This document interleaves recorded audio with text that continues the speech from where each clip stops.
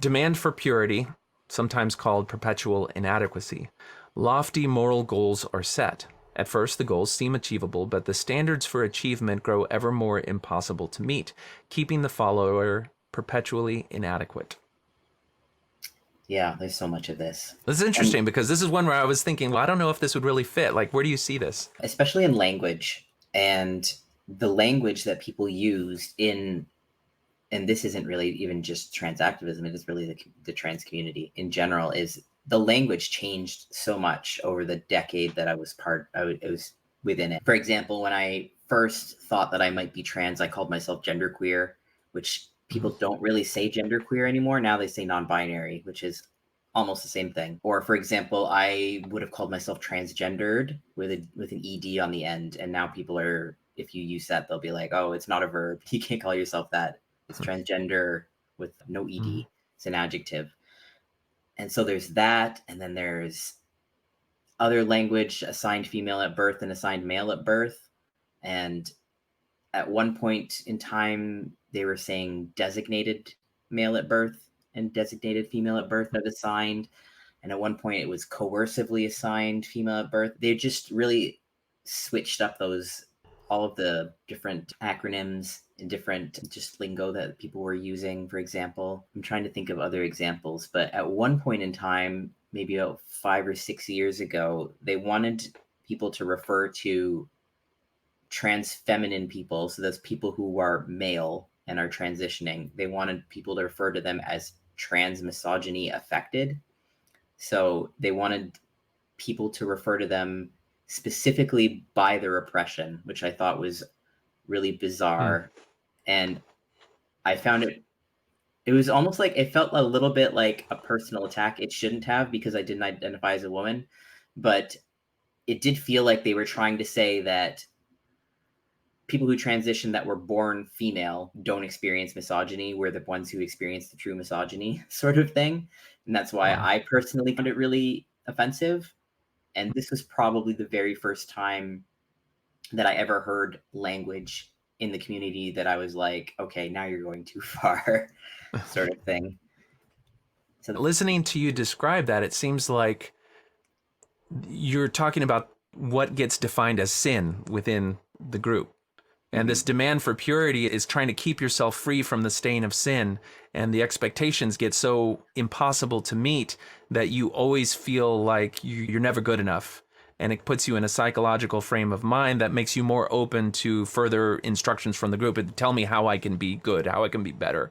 And you form a dependence on the group's approval or forgiveness in order to feel whole as a person. And we've seen this where language is one of the dominant sins that gets played, whether it is the sense that people, if they're outsiders, they get canceled for using the wrong language. We've seen this in people like Jordan Peterson, who was kicked off of Twitter for dead naming or using the wrong pronouns on someone. And even within a family context, where if a family member accidentally uses the wrong pronoun or the wrong name for somebody, then they get corrected on the spot. And so that idea that language can constitute a sin seems to be, as an outside observer, something that's very powerful. Is that true? And how dominant is it? And are there any other forms of sin that keep people perpetually feeling like they can't measure up?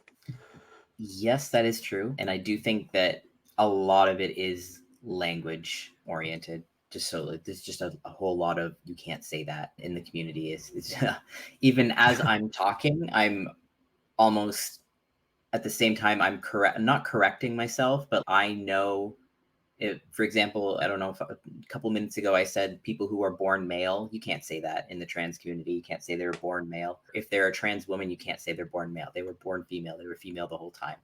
So that sort of thing where I have almost like the person, not a person, but just like an inner critic that's just like correcting me, even though I'm out of the community now. But I know what sort of things people would get mad at me for saying.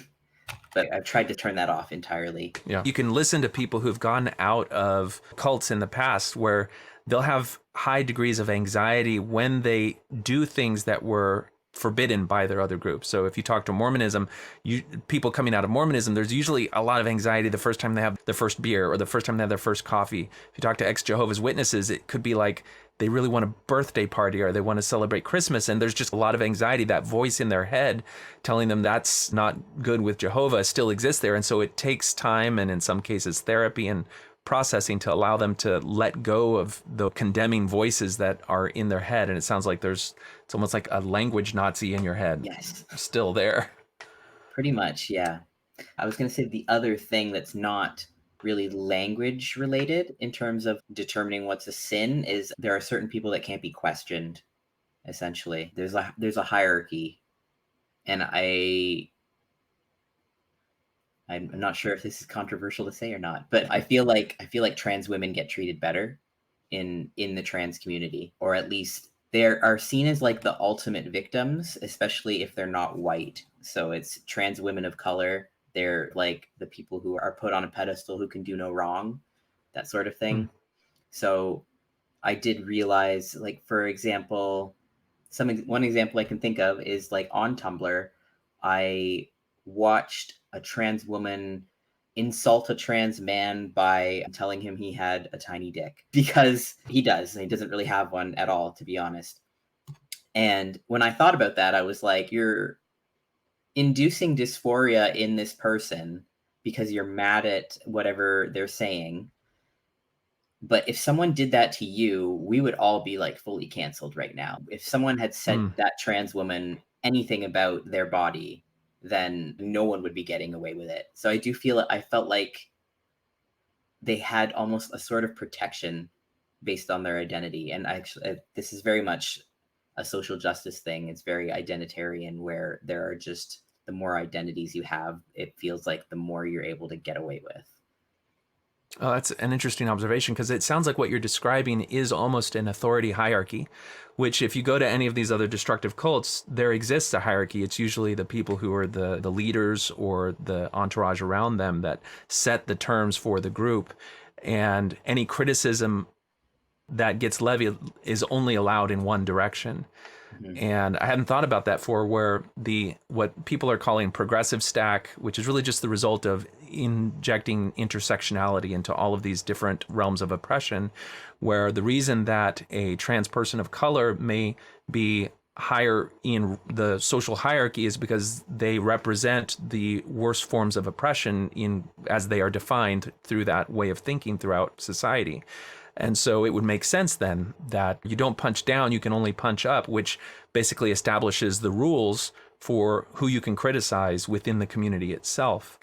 And just like in the demand for purity in a religious context or in a political context, you don't criticize your superiors. And if you have doubts about edicts that come down from on high or statements made by your superiors, then it's incumbent upon you to squelch those doubts or to silence yourself. If you do speak about them, then you are committing a sin within the context of that group.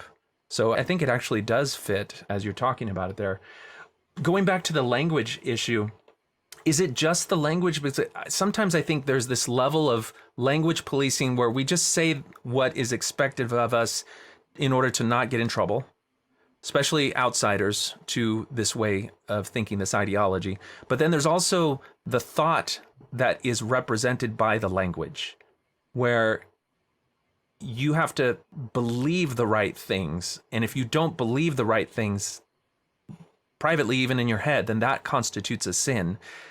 And so did that play any role where maybe if you struggled with some idea or thought that you weren't quite sure of, that you would say, I'm not good enough, I can't accept this idea or this thought, or criticizing yourself inside? I don't know if I ever ended up like criticizing myself for not being able to believe. I think I was just a very gullible sort of person, so I assumed that everyone else knew what they were talking about, and that if I didn't understand it, then that was on me, sort of thing, where I'm not really, it's not that I can't accept the idea, it's just that I'm not smart enough to accept it or something.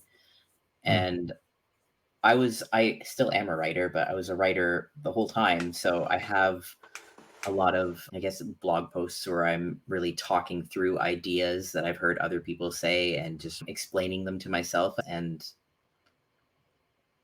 yeah, trying to work through them in that way. But it was more of a, this is what I'm supposed to believe, this is the correct thing, et Hmm. cetera, and not so much difficulty accepting it at all.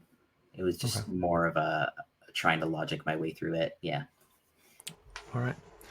So, if we look back again through the demand for purity, what are the moral goals that get set in the community? I think it is more,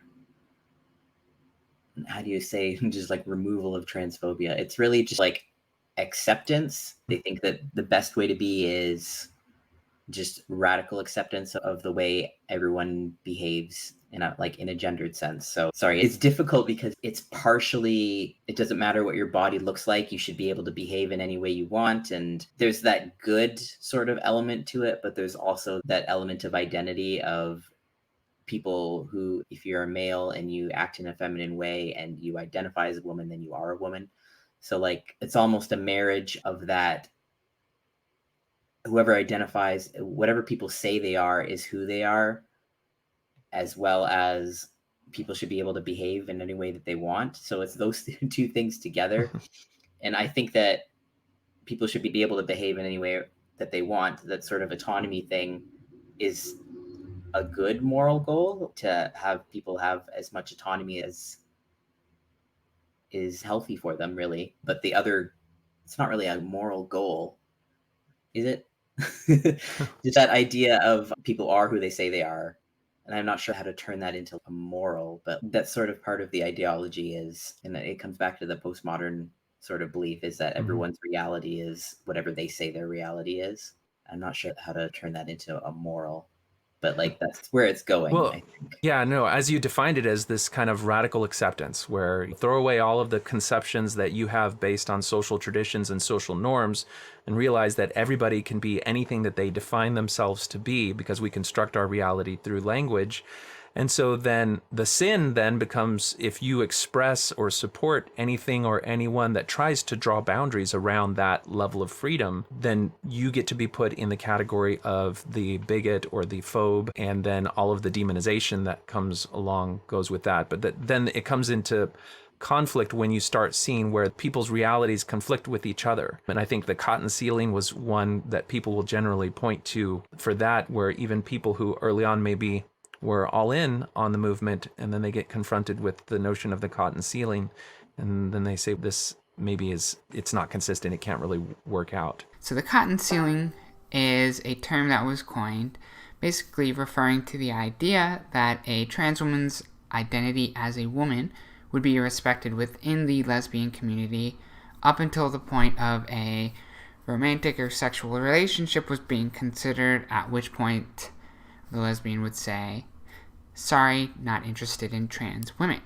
Which means that if you don't view trans women as women, regardless of their operative status, that you don't actually think of trans women as women at all. You can't just say, it's only in relationships that I'm not attracted to you, but otherwise you're a real woman, because that doesn't... If you accept the mantra trans women are women, lesbianism doesn't exist. Trying to shame lesbians for being lesbian is obviously intrinsically homophobic and misogynistic. And around that same thing where we were talking about demand for purity, and if we say that purity is allowing people to be whoever they want and not drawing any boundaries around it, then another of the demands is that you have to back medical intervention. It should be as barrier free as possible, stuff like that. So that's another part of the ideology, is that the medical system needs to be like completely revamped, which is,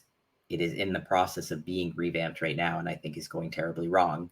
But I think that was another part of the purity, is believing that transition is the panacea, basically. It's going to be the answer to everything, sort of thing. I think that's another part Okay, of that's a whole other dimension of it in terms of the medical side of it. And it sounds like you're describing where the cultural milieu gives you, there's an expectation of there is a known right answer for all of these questions.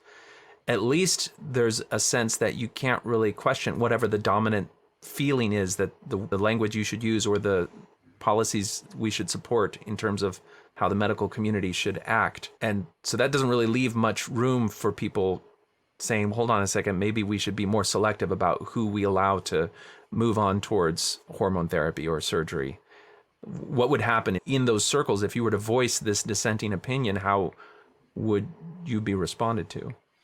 So that's the thing, is that I know people who call themselves trans, people who call themselves transsexuals, who believe they have genuine gender dysphoria, who don't agree with the affirmation approach, who think that there should be more gatekeeping and so on. Mm. And they get cut out. Some of them have had people come for their jobs. If they actually work anywhere with trans people, then they've had someone come for their jobs, or they just have people that harass them all the time and just in their DMs being like, why do you support this? You're contributing to trans genocide, or something equally catastrophic. Yeah. But yeah, people don't stay. If they either change their minds back and go, oh, I was wrong, or if they stick to it, then they just they get shunned as well. It's interesting that where this goes in terms of the outsiders looking in some cases, the outsiders get to be part of that process as well. I'm in a group of Mormons that are trying to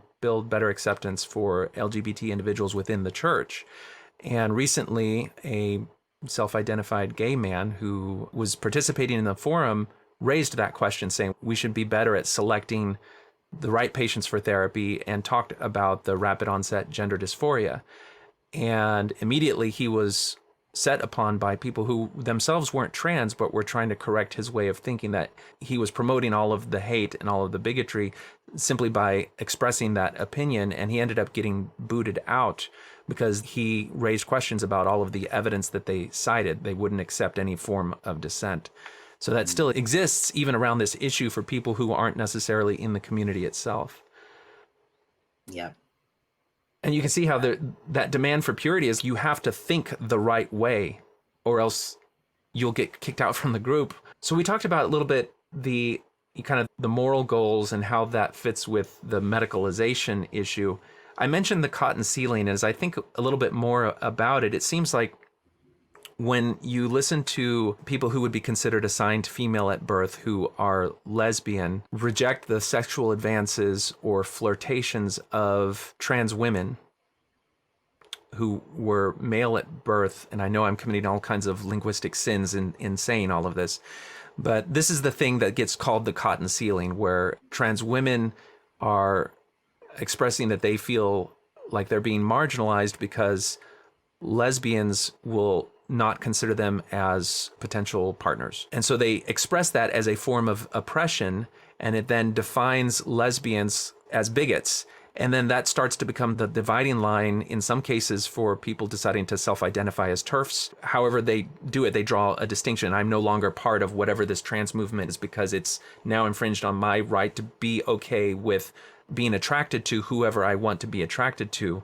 And it's where that radical tolerance has limits, and then it becomes radical intolerance for anything that tries to set limits. Did you see anything like that happen, or am I describing something that's real, or is this a misunderstanding of what's going on? So I didn't participate in most of the discussions that went on around that because I'm not a trans woman, but also for the most part, I'm not attracted to women. I am a little bit, but it never came up in my circles. So Okay. it's something that I didn't get to, I guess, discuss very frequently, but it is something that I am aware of. And I think one of the earliest, like there's a workshop that was done around the cotton ceiling, and I think that was done in Toronto, which is near where I am. So I am aware of it, and I know that it happens, and I have seen it. I see it a lot more now that I've detransitioned. So like I've been made more aware of it in detransitioning than I was aware of it while I was still involved. Okay. It seems like it's one of the unique forms of thought crime that gets brought up around this issue, just because it seems to represent that, where you're not allowed to think that way even about your own attractions, which is one of the culty things that people will bring up about it. Okay, so if we're going to score our demand for purity, what are you going to give it? Severe. Okay.